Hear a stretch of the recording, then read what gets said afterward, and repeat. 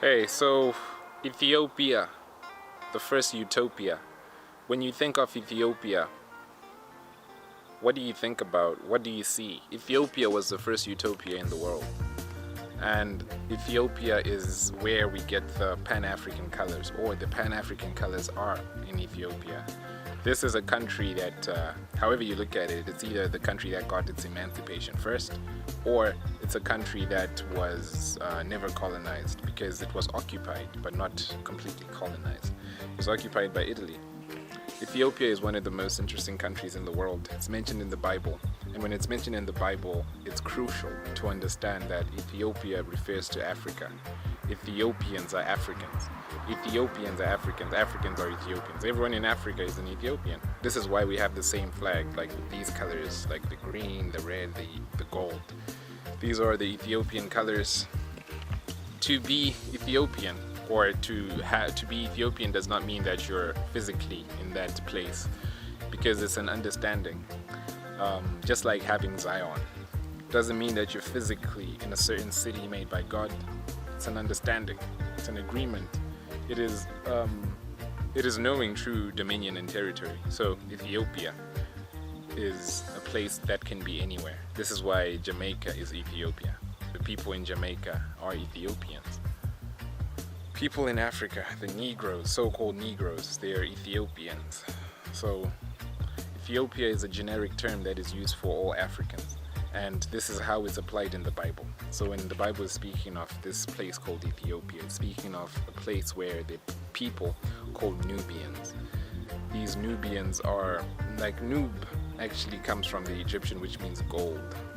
So this is the places of gold. And Nubian also means just black skinned. These people were burnt skinned. So all of the Ethiopians were black people. So back in the day, to get an understanding of this, back in the day, if I were to go to Germany, right? Germany didn't exist then. But then if I were to go to Germany, they would just say, hey, check out that Ethiopian dude. So Ethiopian is just referring to these people, and the people come from a certain continent. And within that continent, of course, you have different types of people. So it's just like how you'd see like European people as being the same, but Irish is different, you know? But they're all European. So this is the Ethiopian understanding of it. Ethiopians are Africans. So Ethiopia was the first utopia. These Ethiopians actually encompass also these Egyptians. So all of the land was just generically referred to as Ethiopia. Just like how Europe is just referred to as Ethiopia, but if you think of like England, UK, Britain, these are different, but they're the same. Okay, so the first utopians were these people who had this understanding, and they were able to teach people. This is how people came to Africa. They used to learn from these Nubians. So they used to learn from these burnt-skinned people. So this happened for thousands of years. But slave trade happened. The thing is, the Bible was used as a means to enslave the people's minds. So as it happened, is that like the people came with this idea, this ideology, in order to get people to be subjected to them according to the principles that they were interpreting in the Bible. So one of the reasons that they justified the slave trade was to say that Africans are not human because they are the sons of because they are the sons of Ham.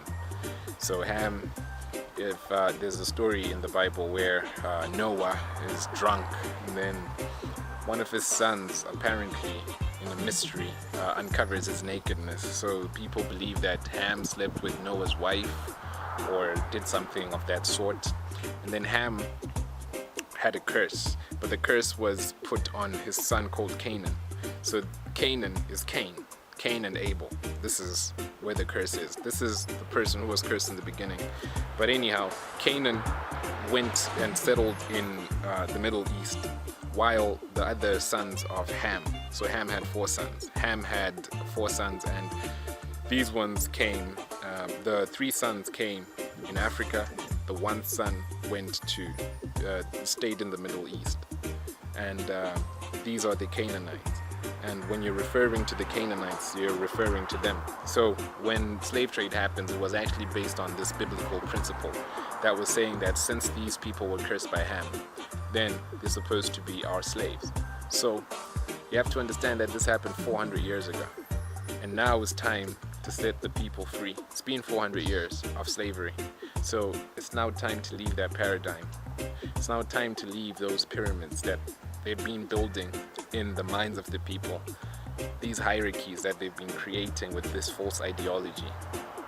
It's now time to leave that and go through another Red Sea, go through another rebirth, because everyone comes out of the water, just like how the Israelites came out of the water. So it's been 400 years since they've enslaved a whole nation. And it's up to us if we want another 400 years of this type of slavery, you know. So it's just about understanding that the truth is in the Bible, but when you know the truth is in reality, that Ethiopia was literally the first Utopia. This is where people were developing skills, mathematics, they were developing engineering, they were developing science, they were developing engineering, technology, mathematics, astrology, everything. And these things are what we still use today. So believe it or not, it's weird, but these things are, this is the holy grail of Western society, of Western civilization, things that were discovered thousands of years ago by Ethiopians. So these Ethiopians, as I said, these are just people from this continent of Africa, and it's actually not called Africa, it's actually called Ethiopia. That's the thing. Africa is the name of a conqueror, a Roman general who was Scipio Africanus, who defeated Hannibal. When he defeated Hannibal, Africa took its name. And there was also another Greek person who used to sign his letters, like he used to research Africa, and people believe that this was a black Greek because the first Greeks were black, the first Romans were black, they were Ethiopians. But anyhow, this person was called Africanus, so he always used to write his name after his letter Africanus, so this is also where this name is derived. But the word for it was Ethiopia. So Ethiopia is referring to the skin of the people, Ethiop. So these Ethiops were people who were black-skinned and they had woolly hair. These people were renowned for their erudition and for their skills in learning. So understanding that because 400 years is a long time to be a slave, to be trapped, you're bound to lose your humanity when people treat you as being subhuman. I was watching so many documentaries about how people view Africans, and it's actually the prevailing point of view that European media wants to postulate the fact that Africans are so subhuman, as if the problems that they caused in Africa are not the fruits that we see today. That a person would come into a country and just say that, hey, all of this land is now mine and I'm going to kill everybody who is living in this area, and we are going to be mining for the rest of our lives, and we're going to start building with your labor. And as if that's not enough, other people are going to be like, all right, now we're going to go to this city, we're going to raid it, and all of these people are going to go and live in America as slaves. And they wouldn't just take like just this skinny little dude, but they'll take the strongest, bind them, whip them, beat them, and keep them for years under servitude. And some of these people were actually kings. Some of these people were royalty, nobles, wise men. But if you were a person of wisdom, they would kill you. So many Ethiopians were murdered, Nubians were murdered, because of their knowledge, because this was war, this was a conquest. So if you justify this as war, then this is so barbaric that they would say that we're giving them this word of God, we're giving them this knowledge and understanding of God, but let's first kill them, and let's kill the barbaric, and they don't deserve the same thing as us. And this is something that was ingrained in the people's mind. something that I still see with my own eyes today, that people still have not left that colonialist mentality, because they believe what they were told, that they were nothing. So when you read the Bible, this is a book that was used for a certain purpose in order to trap people, because it's that powerful. But when you look at it, when you look in the Bible, when you look in reality, you realize that Ethiopia, through Aksum, which was a kingdom where Queen of Sheba reigned, who is Makeda. Sheba means wisdom, the queen of wisdom. So this is why she was looking for wisdom. She went to find Solomon, who had wisdom. So she found wisdom. But she also had wise questions to ask him, which shows that she is wise.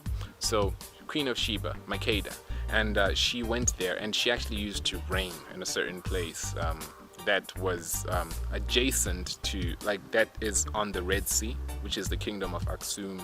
Today it's Eritrea and Somalia and a little bit of Ethiopia, because these were just lands, no borders. And she used to have that kingdom on the African continent and in the Middle East, because this is how they used to roll. So her kingdom was part of Saudi Arabia, Oman, and Yemen. This was Aksum. So we know that it was at least that big. This is how she was just able to travel north and then to go and see Solomon. So through this, she was actually controlling trade through the Red Sea. Ethiopia was actually controlling trade in the whole Asian and African continent, which was also linked with the European and Western countries. This is actually the Silk Road. The original Silk Road is the Ethiopian trade route. So if you look at the Ethiopian flag right now, it has this star. This star is what they want to recreate as the Silk Road in terms of China, but this is originally Ethiopian. So they had all of this wealth and this control of this trade route, because this was before the Suez Canal. So for anyone to transport goods through the Mediterranean to go to Spain and Europe and stuff, you'd have to go through Egypt for a shorter route, unless if you want to go around the world. So this is how the Red Sea was so important for Aksum. So Aksum was very dominant in commerce and in all of the international transactions, and through this it was able to interact and to trade with different countries all over the world. So it was a major city in its time, and it was one of the most renowned cities in its time.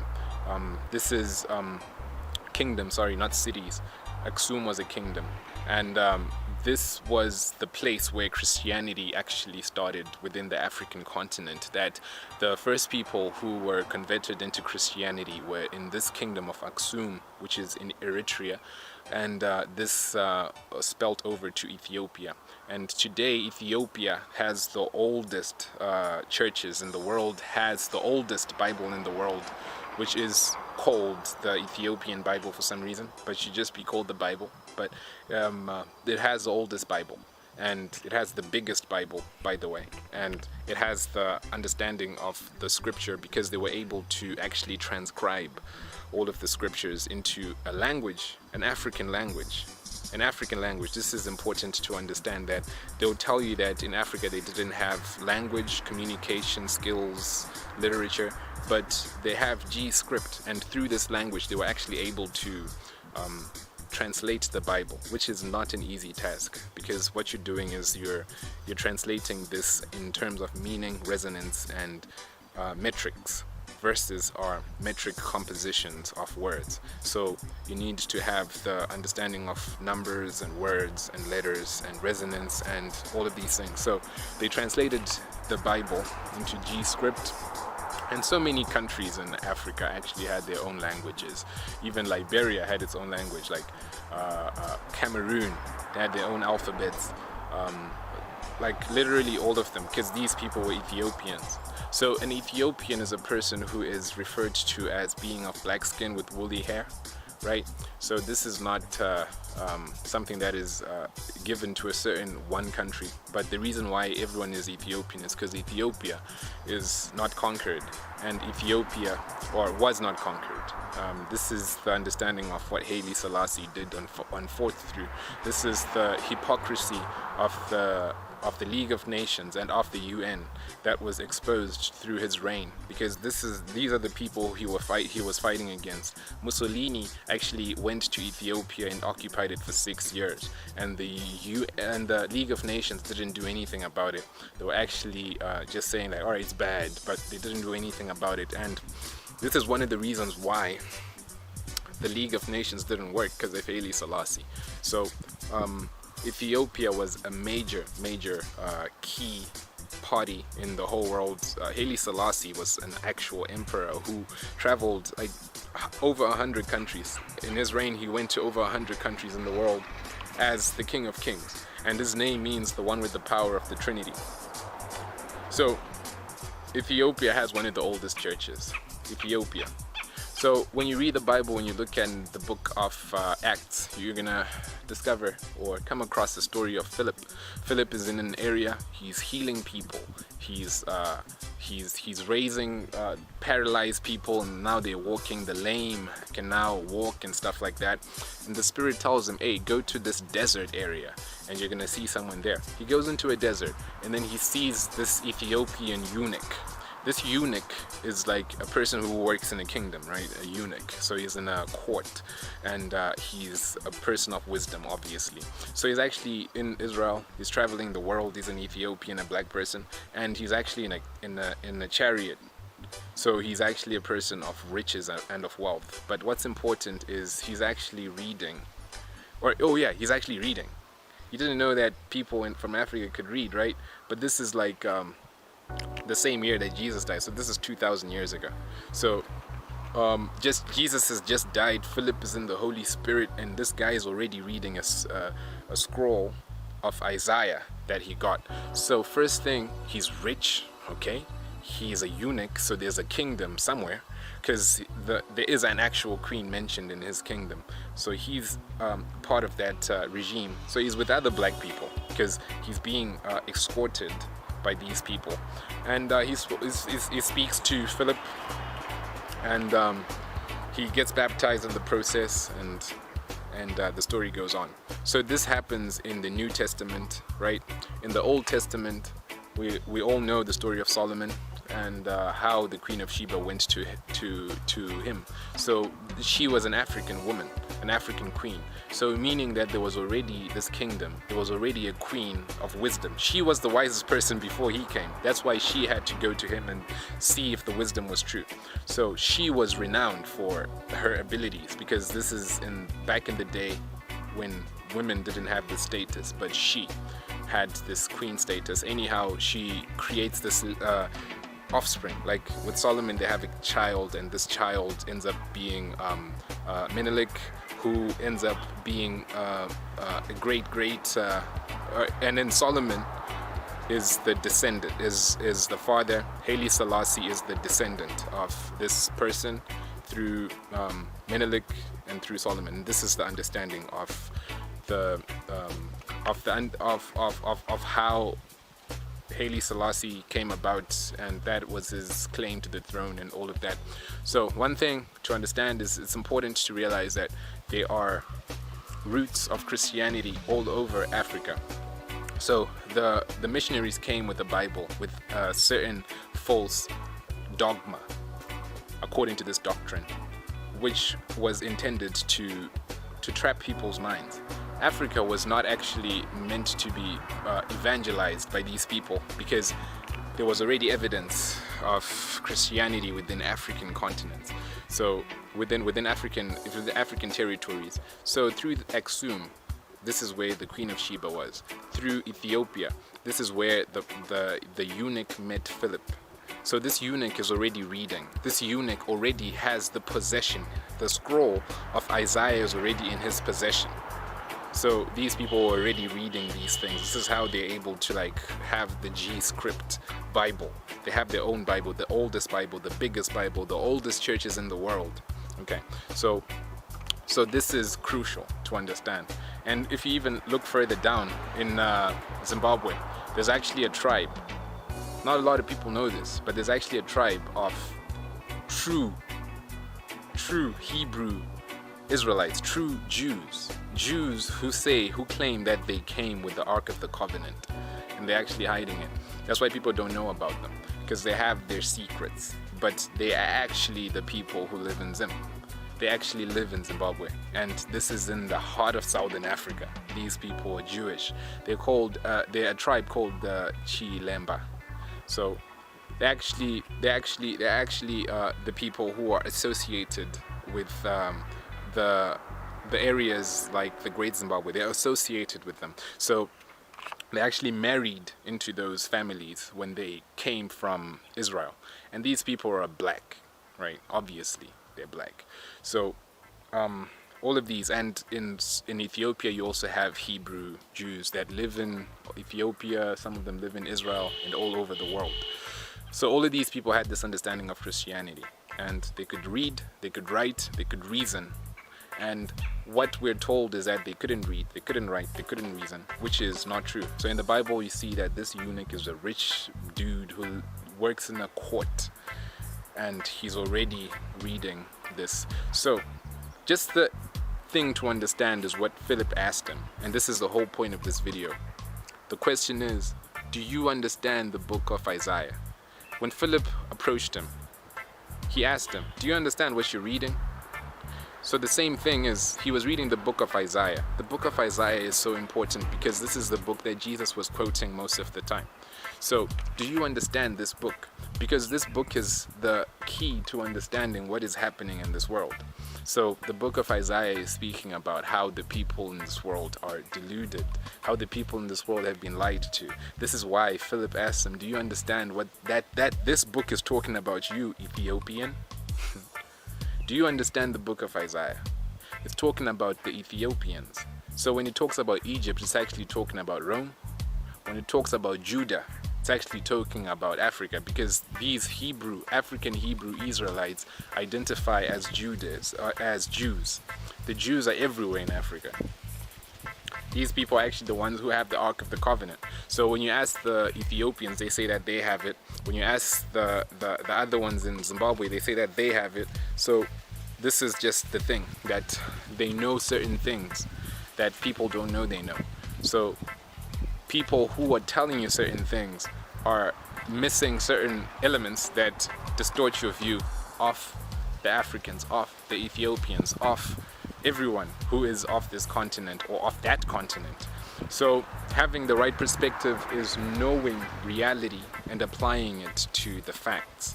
So when you see that this Ethiopian was reading the scroll, the scriptures, and you see the Queen of Sheba is already engaged in terms of wisdom. She actually has these wise questions to ask.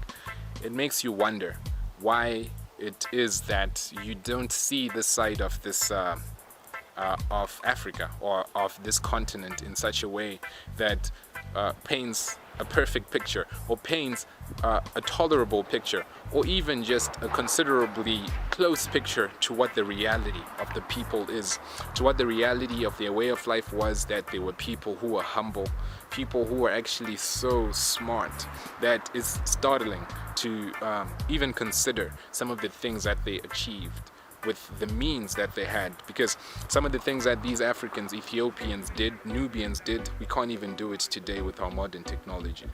So the next time you read the Bible, read Isaiah and ask yourself if you truly understand that it's talking about you.